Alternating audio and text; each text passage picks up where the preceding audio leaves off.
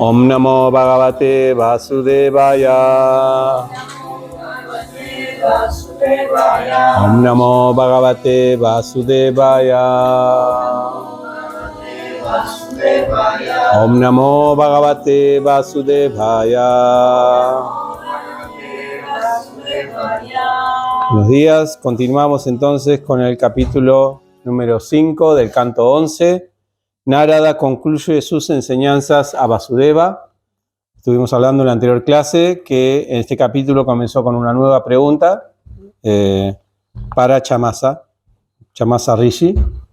La pregunta tenía que ver con el destino de aquellos que mayormente nunca adoran a la Suprema Personalidad de Dios, Hari, que son incapaces de saciar sus deseos materiales y no tienen control de sí mismos. O sea que ahora vamos a hablar de los adversarios, digamos, ¿no? Del otro grupo, no el grupo que trata de esforzarse y de creer en Dios, sino justamente los contrarios. Ya hablamos en la anterior clase que lo interesante es que cuando se habla de estos grupos, no se habla de las personas ignorantes, sino de las que deliberadamente se ponen en contra del Señor. Y para ponerse en contra del Señor hay que tener conocimiento. Muy interesante, ¿no? Entonces se habló, o cuando Chamasa Rishi habla acerca de ellos, no va a hablar de las personas malas, sino directamente malas, porque son malas, ¿no? Sino que personas que se elevan culturalmente, por eso habla de los que reciben el cordón, que reciben la iniciación de un maestro y todo, pero aún así rechazan al Señor. Y entonces lo que hacen con los sistemas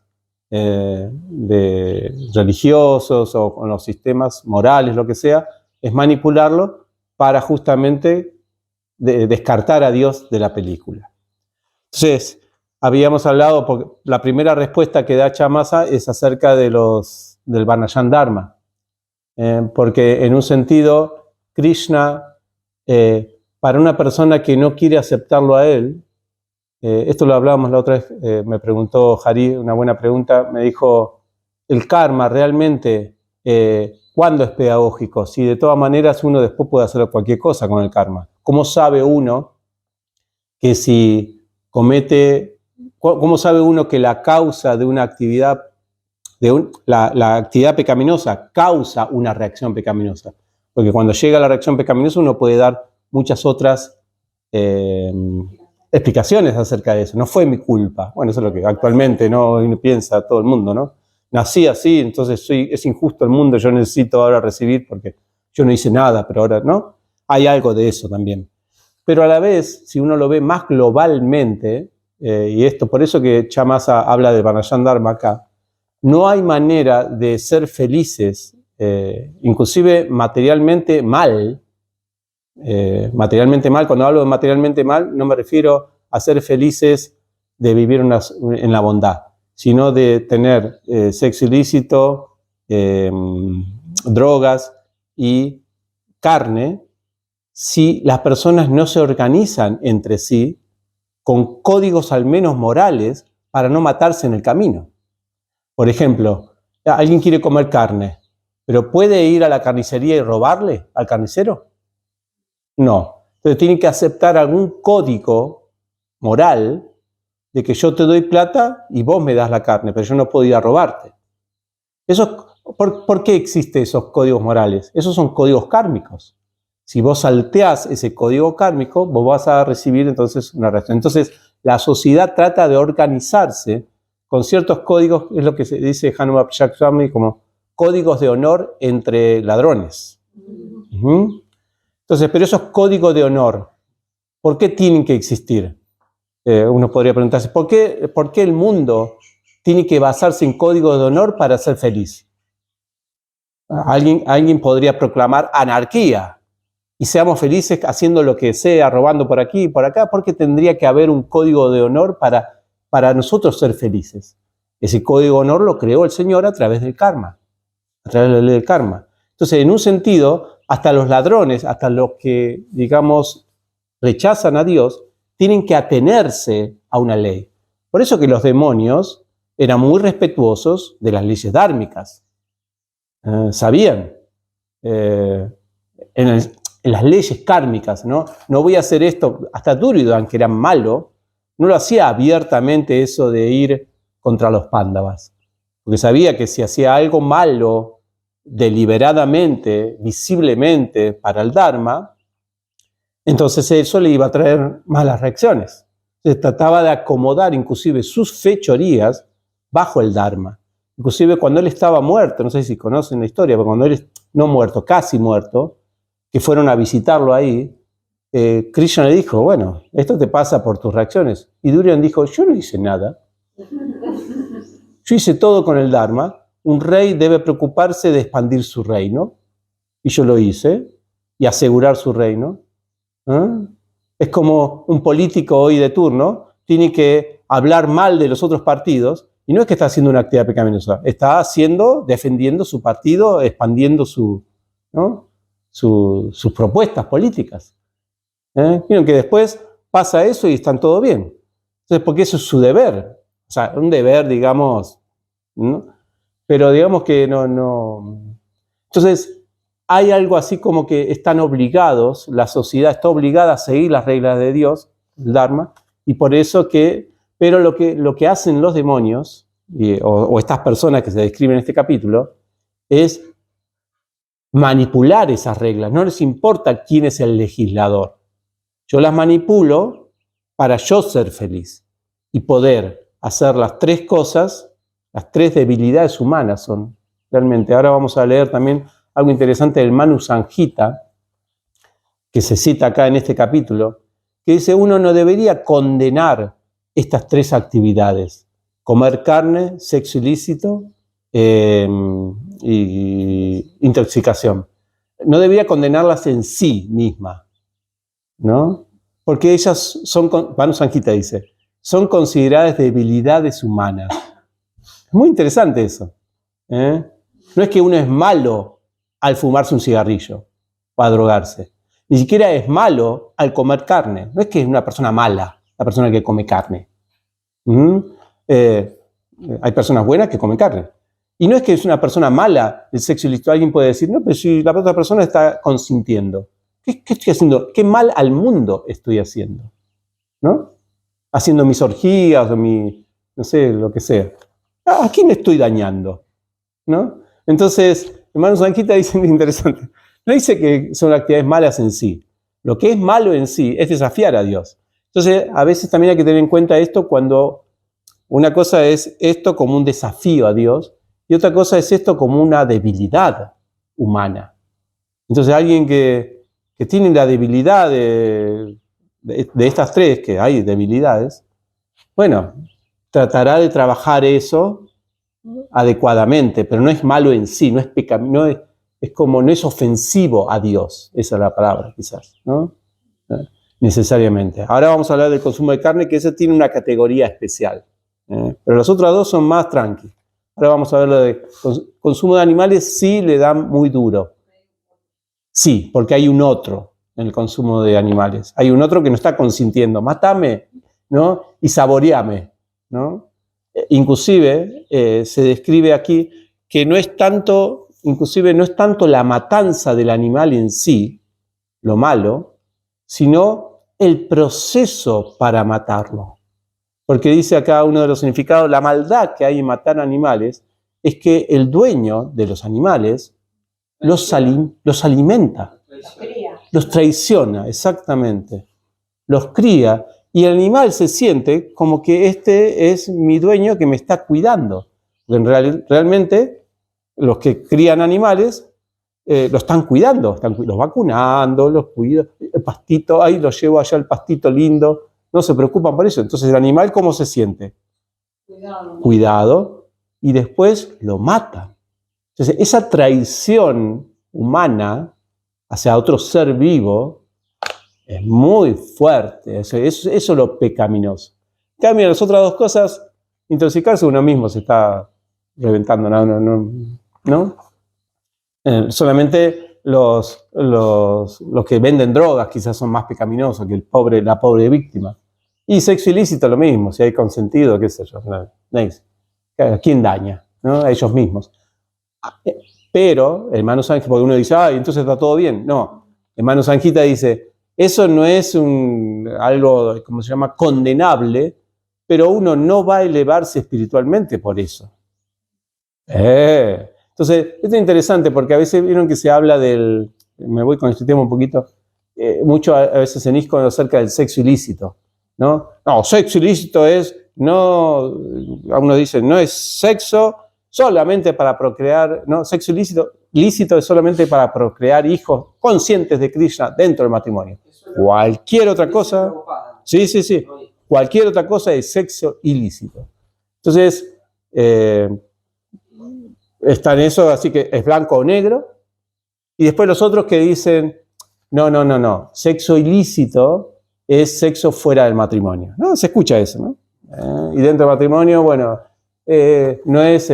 pero no, el Manu Sángita justamente con esa cita nos dice cuál es una cosa es lo religioso, otra cosa lo yógico. Una cosa es lo que no es, digamos, contra Dios, no es una ofensa contra Dios.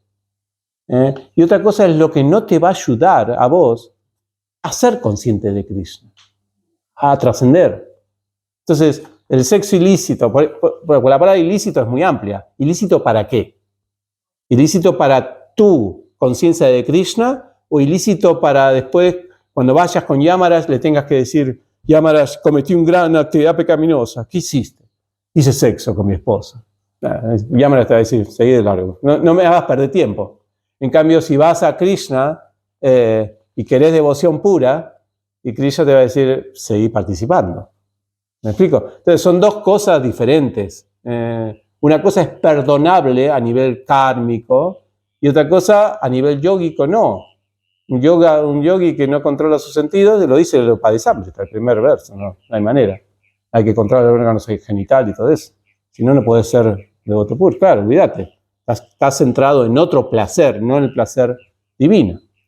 Entonces, pero a veces hay que diferenciar eso, porque si no parece como que no entramos en un debate que no tiene fin, ¿no? No, Prabhupada dijo esto, no, pero esto, pero lo otro. Bueno, hay un montón de cosas ahí. Eso también se basa en algo que dijo Prabhupada también, ¿no? Sí. El sexo, o sea, la dos perspectivas del sexo ilícito, ¿no? Sí. Las dos están basadas en Prabhupada. Las dos están basadas en Prabhupada, porque son distintos niveles de exigencia yógica. Por eso es una red.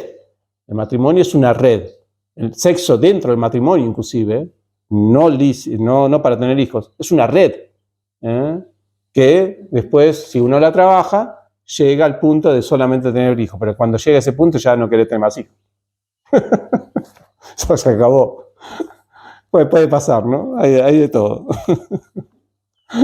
Esa es otra historia, ¿no? A veces te lleva 30 años y ya inmediatamente ya se terminó. No hay ni sexo lícito, ni ilícito, ni nada, ni un besito ahí ya. Dame un besito. Y es todo un esfuerzo dar un besito después. Entonces, esa es otra historia matrimonial que la podemos dejar en otro capítulo. Sí. Pero lo interesante de todo esto es cómo son redes que uno las puede aprovechar para elevarse, como redes para saltar de ahí para arriba, o como hacen estos pecaminosos de aquí, redes para enredarse y justificarse. Entonces Shamasa va a hablar acerca de cómo se justifican en las escrituras, cómo se justifican ellos mismos en las escrituras, o en el Dharma, en el Karma, para rechazar a Dios y hacer la vida material. Esto es interesante porque esto tiene que ver con las instituciones del Varnashram Dharma. Por ejemplo, una de ellas es el matrimonio, para decirlo de nada, ¿no? Matrimonio es realmente una institución que es ¿cómo se llama? Una piedra en el zapato de los demonios. Es una piedra en el zapato de la gratificación sensual. Pero a la vez, si no lo hacen, están en mayores problemas. No sé si me explico. Es como, por ejemplo, yo quiero gratificarme sexualmente, ¿no? Entonces, si yo no tengo matrimonio, voy a tener problemas. voy a tener problemas, porque la persona a quien yo me gratifico siempre se va a terminar en un problema. Se va a poner celosa la otra persona, no está comprometida. Siempre hay un problema de relaciones que no lleva a la felicidad. Inclusive escuché la otra vez una entrevista a un psicólogo ateo, obviamente, pero de Freud, que decía que hasta el poliamor, ¿vieron lo que es el poliamor? ¿No? Que son grupos de personas que deciden tener parejas múltiples y relaciones sexuales entre ellas, tienen sus reglas. No puede, por ejemplo, el poliamor no es que es libre. Tienen que tener sus reglas, porque si no tienen sus reglas, ¿cómo se llama? Se pudre la relación, se cae, nadie disfruta, porque ¿y por qué fuiste con ese por ahí? ¿Por qué fuiste por ese si no es de nuestro grupo? Entonces el poliamor es como simplemente un matrimonio ampliado, con la misma regla del matrimonio, nada más que ampliado. Inclusive los swingers, bien que también parece amor libre, también tiene sus reglas. Entonces, siempre tiene que haber una norma, una regla moral o lo que sea, para que vos podés garantizar tu felicidad. El matrimonio, en un sentido, es una de esas. Es algo que el demonio no querría, pero tiene que hacerlo, porque si no lo hace, es más, va a disfrutar menos la actividad sexual que, ¿no? Por ejemplo, por eso que en las sociedades, antiguamente al menos, si el hombre, bueno, en este caso el hombre, quería satisfacción sexual fuera del matrimonio, iba con una prostituta. No iba con otro matrimonio, porque con una chica no casada. Y si iba con una no casada, tenía que casarse. Entonces estaba obligado con el matrimonio a después asumir todos los compromisos. Y si no quería compromisos, tenía que ir con una prostituta que se ocupaba en la sociedad de esa necesidad. Entonces, bueno, los demonios lo que hacen, o sea, digo demonios porque prácticamente se lo describe de esta manera aquí, tratan de ser felices en este mundo acomodándose a esas normas que el Señor ya estableció de anticipado. Entonces, una cosa que me quedó pendiente, porque me fui con este tema, una cosa que me quedó pendiente porque cuando Chamasa habla de dos tipos de personas, una es esta, que estamos hablando ahora, que trata de forzarse, manipular, y para eso tiene que tener inteligencia, y la otra son solamente las que siguen eso, que son ignorantes. ¿Bien? En ese momento tengo que definirlo porque en el verso y en el significado habla de las personas que están dentro de ese núcleo de ignorantes, que habla de shudras y mujeres. El verso y el significado también se le apuntan a eso. Pero no dice personas que no son capacitadas, sino personas, dice que no tienen oportunidades. Muy interesante. Sí. Entonces, nosotros habíamos dicho, estábamos hablando, porque los versos que habla Chamasa Muni habla de una cultura, la del cordón y todo eso, que acá no tenemos ningún cordón. El cordón de zapatilla nada más, no existe eso. Entonces, hay que entender, hay que contextualizar el asunto de la iniciación espiritual en este contexto de Occidente, tendríamos que contextualizar también el asunto de cuáles son las clases, ¿cómo es la palabra? Con pocas oportunidades en esta era. ¿Quiénes son? Porque las pocas oportunidades significa shudras y mujeres. ¿Por qué? Porque las personas que eran shudras y mujeres en esa época no tenían la gracia de relacionarse. Las personas que eran sabias, eruditas, no se relacionaban con esas personas. Y uno dice, ¿por qué? Eran marginales. ¿Pero por qué no se relacionaban? Por las reglas que habían. ¿Cómo? Las reglas establecidas en sociales. Claro, porque un sabio, por ejemplo, no iba a relacionarse libremente con mujeres porque sabía esto, me va a hacer caer en maya. Las mujeres también estaban... Y los shudras, claro, y los shudras, ¿por qué tampoco? Porque los shudras generalmente están adictos a la identificación de los sentidos. Yo no me voy a relacionar con alguien adictos a la gratificación de los sentidos. Entonces, todos los que eran sabios y todo eso, no se relacionaban mucho con ese tipo de personas. No iban a las fiestas de los Shudras y las mujeres. Yo recuerdo una vez, en mi segundo viaje con India, fuimos a un hotel y a la noche hicieron un espectáculo ahí en Jaipur. Al mismo del hotel. Sí, en la misma persona del hotel. Y el espectáculo se trataba de mujeres bailando, que hacen todas esas piruetas y poniéndose cosas acá arriba y bailando. Y iban también, a los invitados iban pasando con una jarrita con una bebida alcohólica. Nosotros estamos ahí en la ronda. Yo ni me lo esperaba eso. Yo creí que era un espectáculo de danza, qué sé yo, y estaban ahí. Y entonces todo el mundo dándole plata a la bailarina y aplaudiendo, y va, y sí, baile. Entonces, yo recuerdo que al otro día, esto es bien India, ¿no? Al otro día, el dueño del hotel vino a pedirnos disculpas, a nosotros dos. Sabíamos que era Vaishnava, estamos. Sí. Dijo, disculpen, lo de anoche no fue un ambiente para que ustedes estén, qué sé yo, pero bueno, eran todos turistas occidentales. Entonces, interesante. Lo que quiero decir con esto es que las personas santas no iban a ese tipo de cosas. No se asociaban así libremente con eso. No, iban a otros encuentros, digamos, donde no estaban ni los Shudras, sino que todas las personas, por lo menos con el cordón. ¿Me explico? Entonces eran personas que no tenían oportunidad. Claro, la pregunta es, pero mujeres, ¿por qué mujeres en general? Porque una cosa es hablar de Shudras como personas, hombres de clase baja, pero mujeres hay de clase alta y de clase baja. ¿Por qué no se hace esa diferenciación? Bueno, eso queda... No, pero en esa época las mujeres no se mezclaban abiertamente con ningún tipo de hombre. Claro. Incluso cuando se describe que las mujeres estaban en la o sea, desde el balcón veían todo, o sea, incluso las princesas, claro, ¿no? Estaban así, se mezclaban libremente. Claro. Claro, estaban recluidas, digamos, a las actividades hogareñas. Eso, domésticas, sí. Todas las actividades sociales... Era muy... Pero hay que ver, el fin me parece que era el cuidado. Sí, exacto, tenía que ver con eso, exactamente. También que podía... Cuidado de... Había que ver si era medio musulmán la cosa y que la tenían ahí retirada. No, me parece que era más por una cuestión práctica. O sea, bueno. Práctica de la... de esto, de mantener esa pureza, ¿no? Social, o sea. Puede ser. Bueno, la cuestión es que se la toman acá como personas ignorantes porque no tenían oportunidades de relacionarse con las personas que sabían.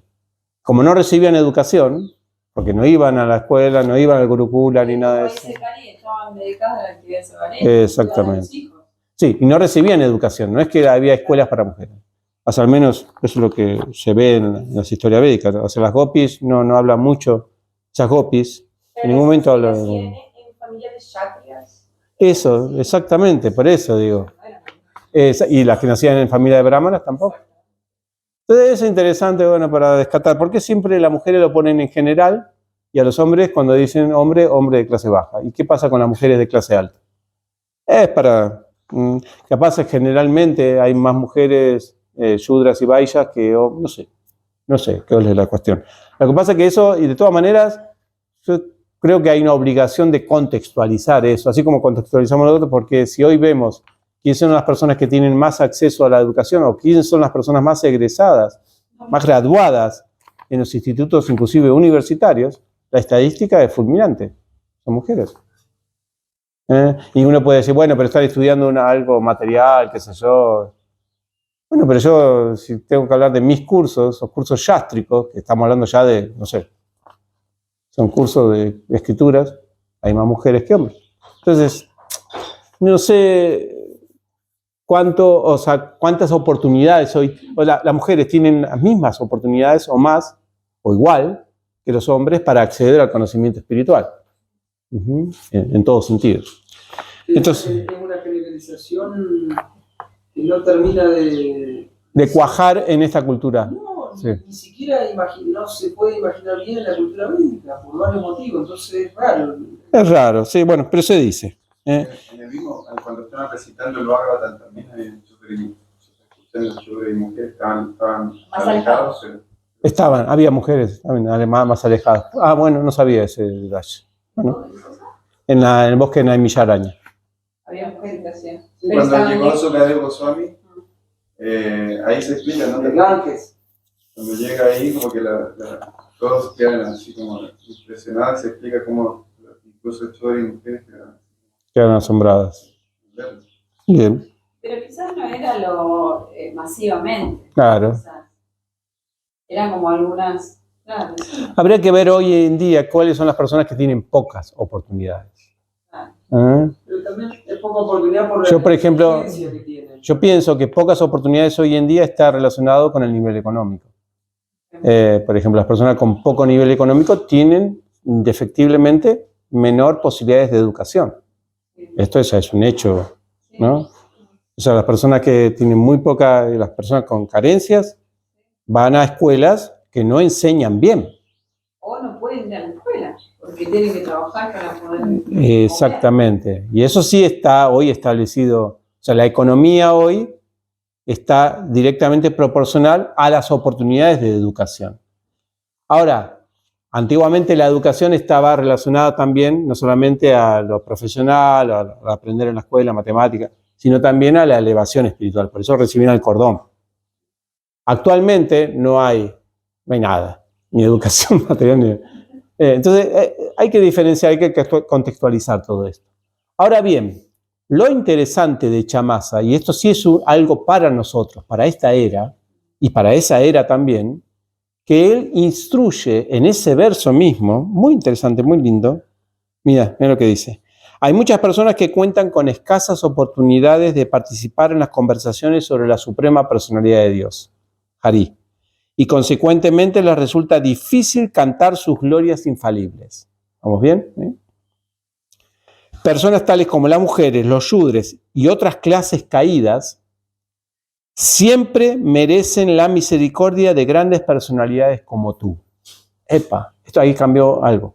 En el significado, esto lo hablamos en la anterior clase, habla de que es importante que las personas santas estén comprometidas en ayudar a ese tipo de personas. La favorezcan. Sí, las favorezcan especialmente. Y por eso que en el significado habla de una personalidad que hizo eso muy comprometidamente. ¿Quién? Prabhupada, ¿no? El significado todo habla de eso, ¿no? Que no se debe dejar, o sea, de lado esas personas por ser ignorantes. No, al contrario, son en un sentido, la instrucción que da Chamasa da más oportunidad a esas personas porque ya se vuelve un deber de las personas santas acercarse a esas personas. Cuando decías, ¿por qué mi Guru te da la misericordia a esa persona? Claro. Que la vez que le hablábamos por eso. Sí. Y también, si nos fijamos, por ejemplo, a veces cuando nosotros hacemos, las veces que hicimos, 2 programas aquí, las personas que vienen son más simples, ¿no? En un sentido, más inocentes, no están... Más difícil es capturar o convencer, sí, eso ya se requiere otro tipo de armamento. Con un programita acá que hagamos y que le digamos cantar el Krishna y no lo convences, ¿no? ¿Entendés? A las personas inocentes o ignorantes enseguida vos lo pones en contacto con la conciencia de Krishna y dices, qué lindo, quiero ir, está lindo todo. A una persona que está ya con envión, con inercia a rechazar a Dios, y vas a tener que hacer otras, ¿no? Preparación. Sí, otras preparaciones, otro tipo de encuentros, ¿no? ¿Me explico? Se necesita un poco más de infraestructura para esos, ¿no? Para esas personas. Y ya los que son en contra, digamos, imposible. Por eso ahí, siempre lo que dice Rihananda Maharaj, ¿no? Hay que preparar, si queremos ir a ese público, no podemos ir con nuestro nivel intelectual básico. Se nos van a reír en la cara. Eso inclusive pasa en India. Si en India vos no estudiaste bien las escrituras y vas a desafiar a alguno de ellos, te dan vuelta. Y acá mismo también, si vas con argumentos que no tienen lógica académica y todo eso, te van a decir, vos sos un fanático más. No te toman en serio. No te toman en serio, exactamente. Entonces, bueno, necesitamos Está bien, el santo nombre y todo eso tiene su potencia, pero estamos hablando de otro tipo de contrincante. Necesitamos alguna técnica para pelear con ellos y esa técnica hay que aprenderla más o menos en el mismo mundo que ellos, ¿no? Esto con respecto la palabra, que hay palabras sánscritas para estos dos grupos, los ignorantes y los directamente en contra. Es Navayanti o Avayananti. ¿Lo recuerdan esto del Bhagavad Gita? Avayananti Mammuja. Avayananti son los que rechazan. No quiero. Navayanti es lo que no tienen la oportunidad. No lo conocen. Sí. Entonces, bueno, vamos a tener que apuntar así o seguir la instrucción aquí de... Otra cosa interesante, bueno, esto ya es lo anterior. No, esto es relacionado con lo anterior, que la sociedad materialista hoy en día tiene que preocuparse de seguir las reglas, las normas de Dios de alguna manera, porque si no se le complica a sí mismo. Esto lo hablamos en la anterior clase con respecto a las guerras mundiales. Las guerras mundiales se le fue de la mano el concepto del darwinismo social. Yo lo hablé, ¿no? Un código que ¿de dónde salió? ¿No? Y eso produjo ese asunto del nazismo y todo eso. Entonces, fíjense, muy interesante cómo la sociedad humana recapacitó después de eso y dijo, no nos podemos ir tan liberalmente con los códigos morales, porque si no nos perjudica a nosotros mismos, ¿no? Londres mismo bombardeada por nuestra misma filosofía. ¿Me explico? Entonces ahí nomás que crearon las Naciones Unidas, que es una forma de los demonios pero organizarse y establecer, por ejemplo, códigos morales inventados, sí, los derechos humanos y todo eso, las agendas de las Naciones Unidas, todas esas cosas como para decir, tratemos de no morir en el intento de ser felices entre nosotros. Pero fíjense en que las agendas no son religiosas. Por eso se demoníaco. No son religiosas, son inventadas por un grupo de personas que quieren ver cómo... se nota que no son religiosas porque favorecen agendas del aborto y cosas así. O sea, porque eso favorece a los grupos... O sea, imaginen, ¿no? Entonces, bueno, eso, tarde o temprano, va a recaer en su propia infelicidad, que es lo que está pasando. No hay manera de ser felices yendo en contra de las leyes del Señor. Entonces, esto es todo por el orgullo. Tengo acá, ¿no? Tengo unos 10 minutitos más. Esto es todo por el orgullo, dice... Esto también lo relaciono, estoy relacionando todo esto con otras escrituras, pero el Isopanishad habla de estos personajes también, ¿no? Cuando habla del conocimiento y los ignorantes, pero peor que ellos son los que cultivan el así llamado conocimiento. Veda Vada Ratas. Se van a una región más baja todavía más. Porque utilizan los Vedas o la religión para rechazar a Dios.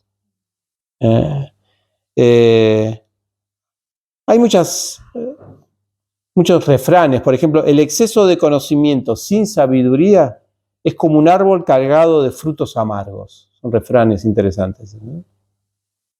No sirve de nada. ¿Para qué querés un frutal lleno si los frutos son amargos, como esos naranjos que hay por las plazas? Eso es una porquería, no sirve para nada. Sirve, para la ensalada sirve. Para la ensalada, bueno. Dulce, como limón. Como limón, bueno. Según para qué lo quiero. Si no vas a hacer una naranjada, seguro que no. Eso no. O, por ejemplo, miren qué linda está este refrán que tiene que ver con ellos. El saber sin sentido es como un cuchillo sin mango. Interesante, ¿no? Porque el saber mismo te corta, porque no tiene mango.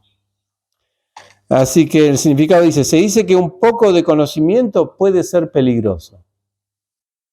En este verso se condena a aquellos que se enorgullecen falsamente de la condición social material y que en consecuencia descuidan el perfeccionar su adoración a la personalidad de Dios. El Bhagavad Gita también habla de esto, no solamente el Isopanishad. El Bhagavad Gita hay una crítica muy, pero muy fuerte de Krishna a los Vedas, a los seguidores de los Vedas. Pero no porque después él dice, yo soy a quien hay que conocer a través de los Vedas. ¿Y cómo? No, son a estos tipos de seguidores de los Vedas. ¿Se acuerdan, no? Hombre de escaso conocimiento, se apega mucho a las floridas palabras de los Vedas. Todas esas. Y Krishna dice, no te enganches con esta, Arjuna. ¿No? No vayas por ahí porque vas en mal camino. Ahora, ¿cuál es el mal camino? ¿A dónde lo llevas? Y yo dije recién que si seguís los Vedas, estás siguiendo el Dharma del Señor. ¿Cuál es el problema? Por lo menos vamos a tener una sociedad pacífica. No, Shamasa Muni dice que si rechazás a Dios, inclusive siguiendo los Vedas, vas a terminar en violencia. Lo dice de esta manera. Los seguidores materialistas de los Vedas, ya dice materialistas, quedan sometidos a los deseos violentos y son excesivamente lujuriosos debido a la influencia de la modalidad de la pasión. Su ira es como la de una serpiente. Falaces, excesivamente orgullosos y pecaminosos en su comportamiento, se burlan de los devotos que son queridos al Señor Achyuta. O sea, por más que el mundo haya creado las Naciones Unidas y haya tratado de recapacitar con respecto a los valores y a los derechos humanos y todo eso, de todas maneras siguen las guerras. Porque desde que se crearon las Naciones Unidas no es que pararon las guerras. Tenemos una. Y no se respetan los derechos humanos. Y se jactan los mismos que están en la guerra de principios religiosos. Entonces, cuando no está Dios, no está que no está Dios, porque se jactan de meter a Dios en el discurso. No está como meta el servicio devocional a Dios, como la meta de la vida, porque ese es el punto. No queremos servir a Dios, sino que queremos que Dios nos sirva a nosotros para nuestra gratificación. La sociedad hoy en día está así. No es la meta humana que todos podamos servir a Dios juntos. No existe eso. Es cómo hacemos una sociedad para que Dios nos bendiga en nuestra gratificación de los sentidos, o el Dharma, lo que sea. Entonces, no hay manera, cuando esto ocurre, no hay manera, los deseos violentos surgen, y esto es parte de la historia humana de los últimos 5.000 años. Un repaso, si quieren, hacemos las cruzadas. Esto es del 1000 al 1300. Las cruzadas es una excusa religiosa para hacer actos irreligiosos. Por ejemplo, matar a todos los que no eran cristianos. ¿Quieren que siga? A ver. La Inquisición, otro lado oscuro de estos religiosos, matando a mujeres solamente porque parecía que eran de otra secta. Científicos también, alquimistas, todo tipo de personas los mataban. Galileo Galilei creo que se retractó, se salvó. No sé qué apoyo tuvo ahí, pero tuvo que modificar un poquito su discurso para que no lo pongan, para que no lo cocinen, ¿no? Bueno, también están las guerras de la religión de Europa, esta no la conocía, en el siglo XVI y XVII, conflictos entre católicos y protestantes, pero no era un conflicto de verbal, se agarraban a armas, se mataban, ¿no? Por la reforma protestante. Imagínense, yo soy religioso, no, vos estás tergiversando, no, te mato. ¿Cómo? Pará. Claro, y con sí no te mato. No tiene sentido. Entonces, lleva a actos violentos esto, porque no está el servicio devocional a Dios. Quizás nosotros también tenemos que elaborar a ver si nosotros no somos violentos en nuestras diferentes, como dice acá, ¿no? Sí, a veces en diferentes áreas de servicio. Claro, quizás no vamos con la arma, pero vamos con el arma verbal. Este es un estúpido porque hace esto. ¿Por qué? Son distintas maneras de servir a Dios. Si no está el servicio a Dios ahí como la última meta, uno empieza a ver como sectas o grupos de contrincantes o enemigos inclusive. Bueno, el genocidio armenio, esto fue terrible, ¿no? Millones de personas murieron. Esto pasó en 1960, hace poquito. Eso ya las Naciones Unidas estaban, ¿no? Un conflicto entre protestantes y católicos. No, esto es en Irlanda del Norte. Esto es el Imperio Otomano, ¿no? La mayoría musulmana perpetró un genocidio contra los armenios, una minoría cristiana. Los mató. Directamente los mató. ¿Sabían, no? Millones de personas murieron. Aparentemente 1,5 millones de armenios fueron asesinados mediante deportaciones forzadas y masacres. Esto es famoso. Parece que tal vez está vigente un conflicto así. Sí. O sea, en armenios, hablando de... No Lo se que fue. sea. Claro, pero aquí también sí, Y ahora todo esto del nuevo orden mundial, la Agenda 2030, va a estar con nanotecnología y todo eso. Esto estamos hablando de conflictos religiosos, ¿eh? claro. Es una vergüenza. Estos son todos Veda ratas. Son rata de los Vedas, rata de la religión, que hacen que le crean la mala prensa, después a lo que verdaderamente quieren el servicio docenal. Hoy en día son los musulmanes fundamentalmente. El Estado Islámico, exactamente. Hacen un terrorismo global. En nombre de Dios. En nombre de Dios, sí, es un desastre. Son violentos. Entonces, por eso Chamasa dice, son peligrosos. ¿No? No es. Sí, eso hace que después a los religiosos los miren Exactamente. con cara de raritos, de gente Bueno, peligrosa. Pero los fanáticos, demonios te sí. matan, pero te dicen que te están amando también, o sea, Claro.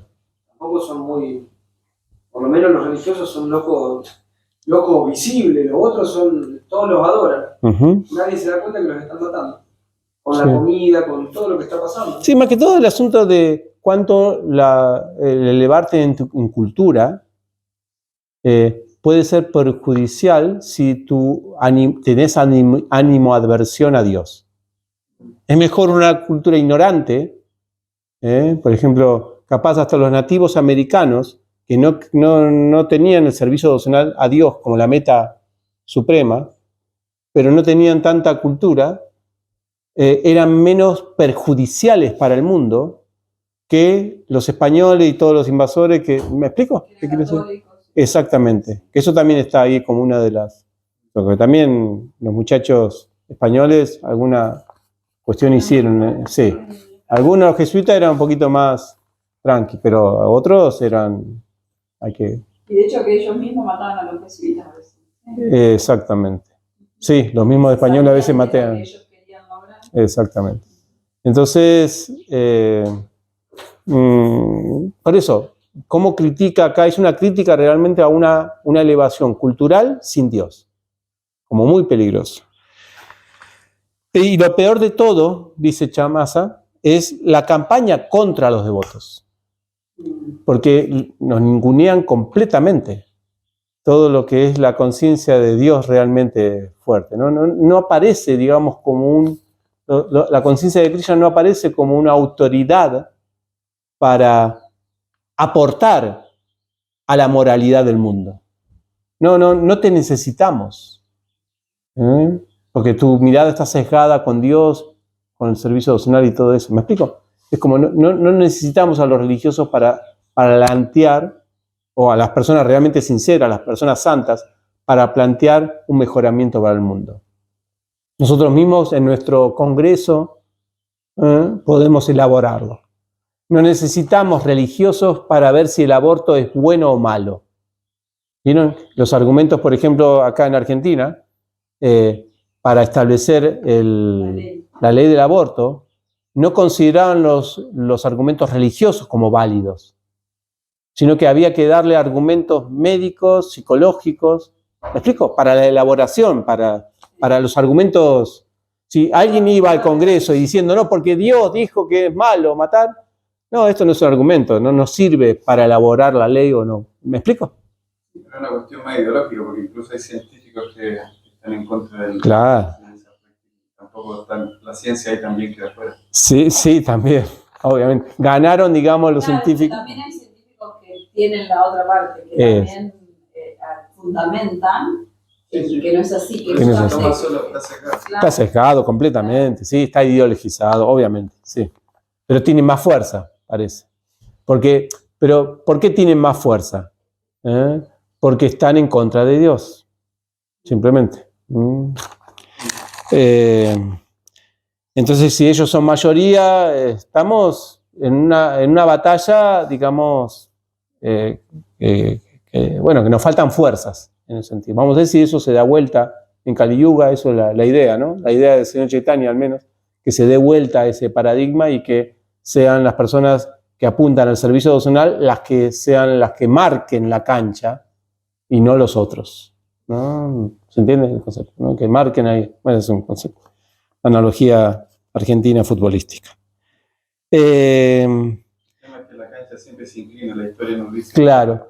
Y fíjense en algo interesante, que también esto lo dice Chamasa, acá lo tengo, es que cuando se les dice a esas personas, pero vos tenés que hacer lo que Dios quiere, cuando ellos mismos también utilizan a Dios y dicen, pero Dios quiere que seamos felices, materialmente.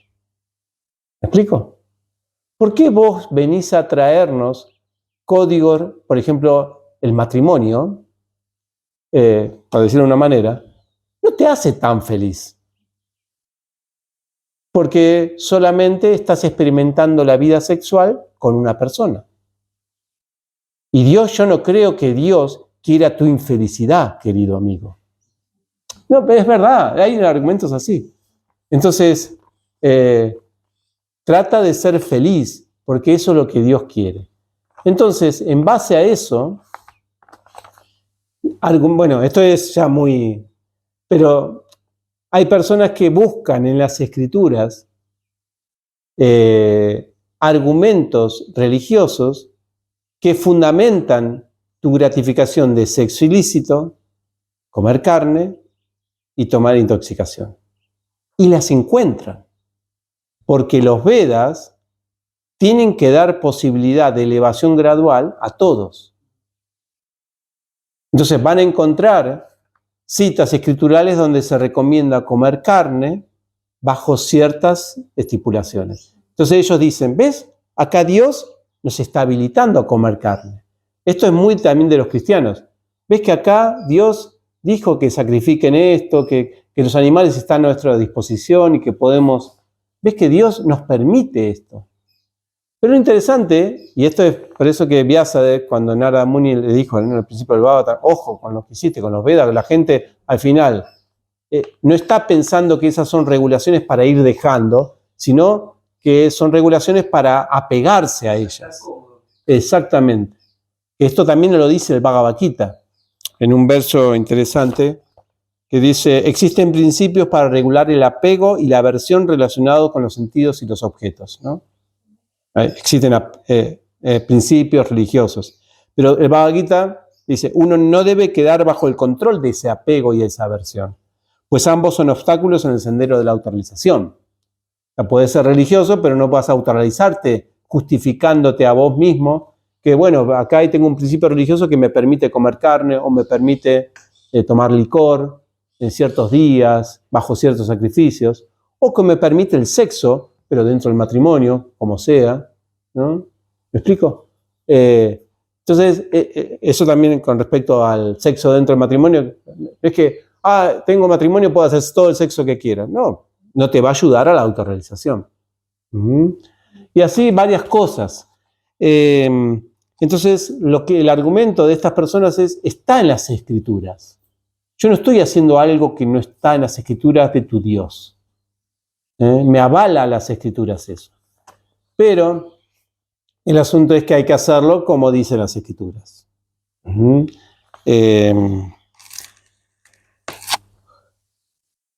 Tengo 5 minutitos más y termino, ¿no? Algo interesante con respecto al matrimonio en sí. El matrimonio en sí, que es una orden védica, no es un consejo directo, como que hay que casarse, ¿no? Como si diría, es importante que todo el mundo se case, porque tenemos que diferenciarnos bien nosotros del Bhagavatam, por ejemplo, del concepto judío o cristiano protestante, donde el casarse es una obligación dármica para la liberación. ¿Me explico? O sea, por ejemplo, una persona que no se casa dentro del judaísmo tiene peligros de obtener la salvación. Y los sacerdotes o los no. Por eso que se dice que Jesús tenía que estar casado. Sí, no pueden ejercer. Si no pueden ejercer. Entonces, entendiendo como... Claro, parece como que la vía de salvación es el matrimonio. No es el concepto del Bhagavatam. El Bhagavatam, cuando habla de matrimonio, habla de que es, digamos, algo, es una, ¿cómo se llama esto? Una concesión. Una concesión. Esto le sacamos, obviamente, le sacamos todo el romanticismo espiritual al matrimonio, porque uno no se va a casar para avanzar espiritualmente. Uno se casa porque tiene una necesidad humana que tiene que satisfacer, que si no la satisface no puede avanzar espiritualmente. Es muy diferente el concepto. ¿Me explico? También es como, yo lo pienso Sí. como no retroceder.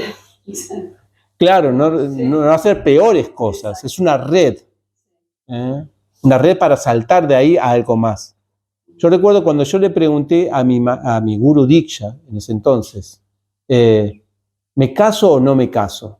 Porque me estaban proponiendo casarme. En esa época te proponían casarte, entiendo. Sí, te casabas. Sí.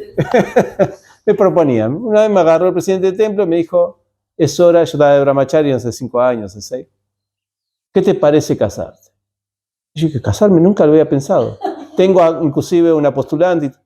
Nunca. Entonces yo, inmediatamente, maestro espiritual. Este era un momento muy cambiante en mi vida. ¿Qué hago con mi vida espiritual? ¿Me conviene casarme o no? Le pregunté a Harikesh y él me respondió algo interesante. Me respondió bien yástricamente.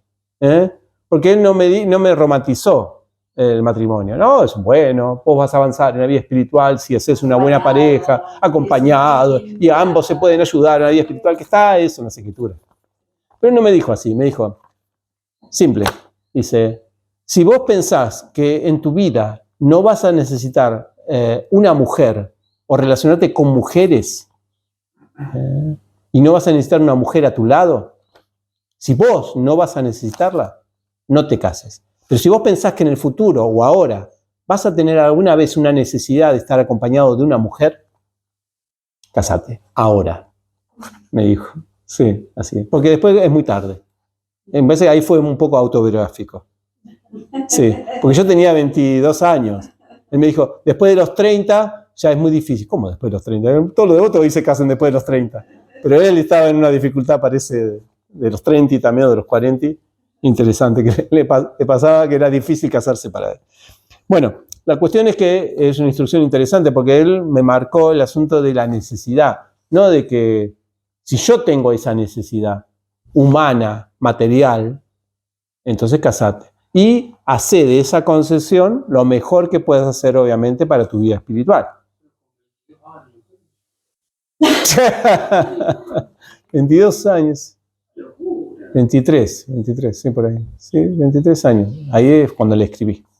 Sí, muy jovencito, ¿no? Bueno, y no tanto tampoco, está bien. Sí, depende de la época. Sí, sí. Bueno, esto es para terminar. Algunas cositas nada más, detallecitos del comer carne, que habíamos dicho, es peor que o sea, una cuestión también que tenemos que diferenciar, que el matrimonio no es una concesión como el comer carne o como el licor. Porque lo interesante es que cuando vos dejás el licor, nadie te dice nada. Cuando dejás de comer carne, las escrituras no te van a condenar eso. Pero cuando vos dejás el matrimonio, sí. Sí. Entonces, hay una diferencia. El matrimonio tiene un carácter sagrado, un poquito, mucho más funcional que el comer carne, porque si no parece como que están en las tres en la misma, ¿no? El sexo. No.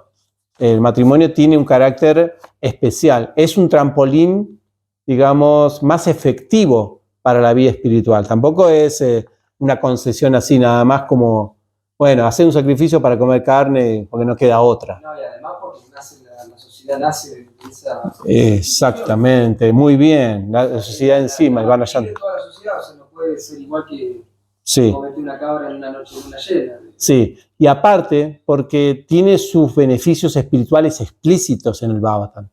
Por ejemplo, el Bhagavatam habla de la esposa como la comandante del fortín, que protege a la persona en su vida espiritual. Y Prabhupada habla muchas veces del matrimonio como una relación divina, una relación de personas, compañeros, que se ayudan espiritualmente. O sea que no pasa lo mismo cuando comes carne o cuando te intoxicás. Vamos con tu compañero. Claro, con tu compañero a tomar vino. No hay manera. Eso son diferentes tipos de concesiones. Eso para tener en cuenta. Así que no somos judíos ortodoxos, pero tampoco somos, no sé qué, ¿cómo es? Monjes benedictinos, que odiamos al matrimonio. Entonces, listo. Detalles acá. A ver si tengo alguno. No, solamente, y esto para terminar, disculpen, es para terminar nada más. Vieron que ahí está el argumento de que los que toman leche dicen, purificamos a la vaquita que es matada, tomando la leche, ofreciéndole al altar. Lo voy a sentir para los que nos gusta el queso, pero ese argumento no va. Porque para que la vaca sea purificada, tiene que hacerse bajo las reglas prescritas. Y no creo que en el matadero estén haciendo, en el matadero de Argentina, no creo que los que maten a las vacas sean brahmanas expertos. Porque ese argumento está basado en los sacrificios que se hacían de animales cuando se hacían yagnas. Claro. Si el animal se liberaba. Claro. Porque, pero había todo un protocolo para eso. Para que el animal se libere, tenía que hacerse la cosa como se dice en las escrituras. Y esto no tiene nada que ver. No, por eso que los judíos podrían estar un poquito más cerca, porque tienen sus regulaciones de cómo matar al animal.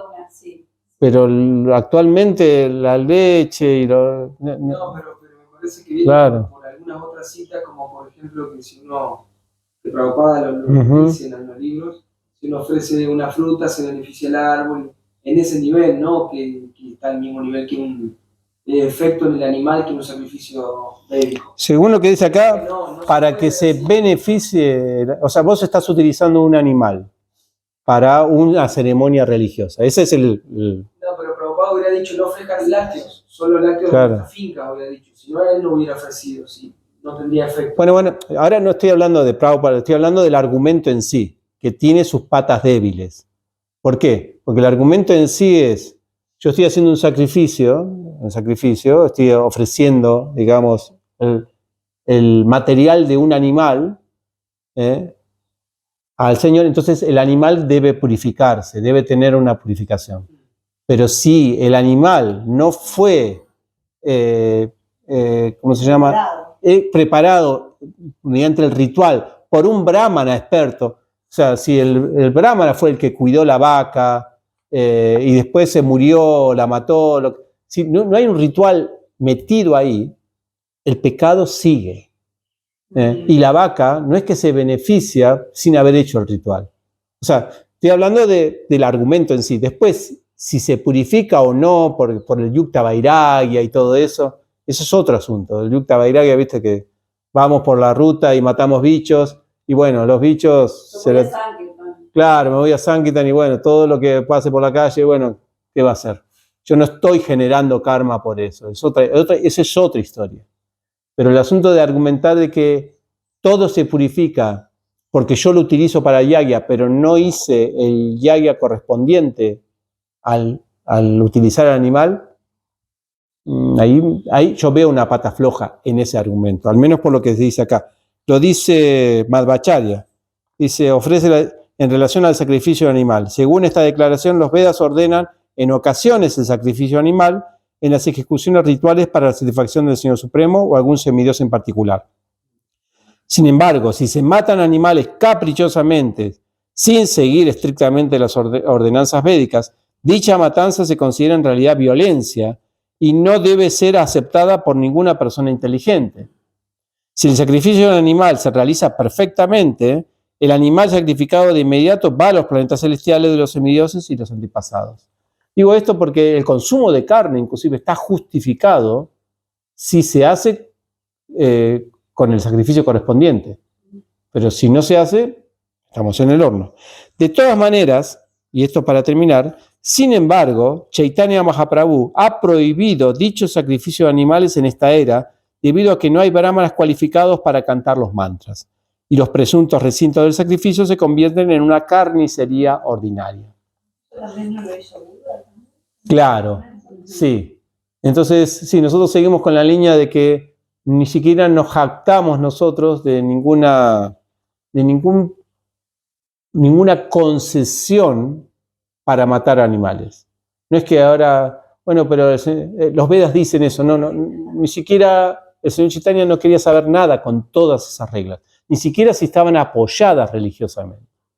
Entonces, como Gaudía, nosotros no hacemos el menor mal posible, no nos argumentamos con las escrituras para estas cosas. No es que el licorcito de Balaram, ¿no? De Jai Balaram, bueno, esa es una, ¿no? Y tiene que fermentar 3 días, no sé, hay inclusive, ya hay teorías, ¿no? Tremendas acerca del Varuni del día de Balaram, ¿no? No, si no fermenta 3 días, no es Varuni. Una concesión especial. Una concesión especial. Entonces están esperando todo ese día, pero bueno, eso es otro asunto. Bien, estamos, perdón, ya me extendí. Con esto terminamos esta parte del capítulo, al menos de esta semana. La siguiente, vamos a seguir con este capítulo en la segunda parte. Yo quería hacer una pregunta respecto al tema de las armas para ese estrato de la sociedad de intelectuales o académicos. ¿Dónde se podría fundamentar eso en base a la disposición de la escritura respecto al movimiento de Sankirtan? También todos los ejemplos que tenemos. Si bien el señor Chaitanya estaba muy preparado, era un erudito, no usaba esa arma para encararlo. Sí, que lo usó. Sí, después de otro proceso. Pero simultáneamente, siempre lo más visible era el Sankirtan. O sea, cuidar a la gente, darle de comer y cantar. No digo que haya que vivir haciendo eso, porque yo ni siquiera yo lo hago. O sea, claro. No soy un jarinamero o algo así. Pero digo, ¿cómo lo podemos...? ¿Será que para Kali Yuga tiene que haber, o el arma es el canto del Santo Nombre, el Prasadam, y más que nada, bueno, lo que vimos en la pureza del señor Chaitanya dando un ejemplo, para que ellos lo aceptasen? Primero era como una cuestión de carácter. Según la historia del señor Chaitanya, no dice eso. El señor tomó sannyas justamente para tener más autoridad. Y cuando fue con los mayavadis, no fue con los mirdangueros, vamos muchachos, vamos a purificar los mayavadis. No. Fue a discutir filosofía mayavadi. A Bhakti Sarvabhauma Bhattacharya no lo convenció con un kirtan, lo convenció con filosofía. A Parakayananda Sarasvati también. No es que fueron, vamos muchachos a purificarlos a estos mayavadis.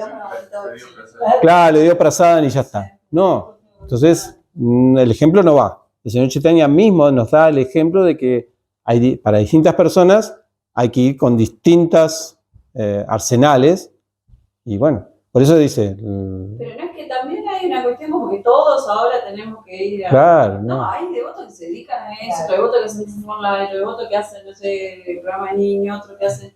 O sea, aceptar también la capacidad o la preparación que uno pueda tener, la oportunidad que uno pueda tener, y bueno, y hacer eso lo mejor posible. O sea, no exactamente. Es que ahora todo está mal o está bien. Ese es el tema. Claro, sí. Claro, ahora es lo más predicar en la universidad. No, o sea, eso lo hacen los que tienen la cabeza, la mente. Claro, y ya tienen la cancha para eso. O sea, los demás hagamos otra cosa. Y no es menor, no es inferior. Exactamente. Sí, es una duda que yo tenía también, y escuchando la clase justamente de Yonanda Maharaj, él dice, no es que ahora solo vamos a ser devotos los que son inteligentes. Todas las personas pueden ser devotas de Krishna. Claro. Pero si vas a predicar a ciertos círculos, tienes que tener herramientas. Claro. Y ahí tenemos que ir con filosofía. Yo me doy cuenta, y no solamente con los grados académicos, sino también, por ejemplo, con los jóvenes. bueno, podés ir con las armas de los 50s o 60s a predicarle a los jóvenes, a los 20s. Claro. Te van a hacer así. Y este jovato que viene a poner ese ejemplo, viste, de músicos de 1970. Claro, sí. Los chapatis. Aparte te va a prestar atención un minuto. Sí, exactamente. Con suerte. Con suerte. Si te presta atención, claro. Entonces vos tenés que ir a esas personas, inclusive tenés que ir con otras armas.